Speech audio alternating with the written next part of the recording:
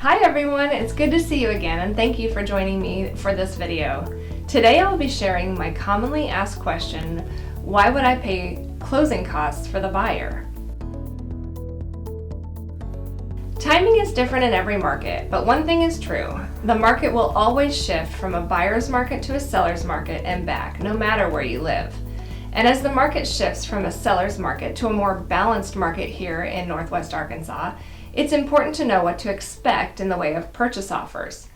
Just a short time ago, a buyer would not have dreamed of asking a seller to pay their closing costs, but that was then, and this is now. If you're selling your home in today's market, you may be presented with an offer that includes paying certain costs on behalf of the purchaser.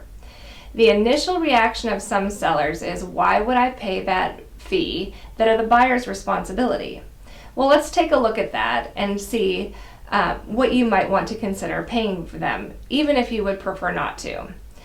Buyer closing costs include things like lending fees if they are getting a mortgage, title insurance, and appraisal costs. And for buyers using a government loan like an FHA or a VA loan, the fees can add up to 3% or more of the sales price of the home. Let's face it, many home buyers, especially those just starting out, don't have a lot of extra cash laying around. In most cases, they are using what they have to cover their down payment. In order to be able to buy the home, they are counting on the seller to absorb some of their closing costs. Here is the good news. Depending on the price of the home and the amount of the fees, the sales price can usually be adjusted to offset the buyer's closing costs. This, of course, assumes that the home will still appraise for the final sales price that includes buyer fees. So you may be asking, isn't the buyer essentially financing their closing costs if they do this?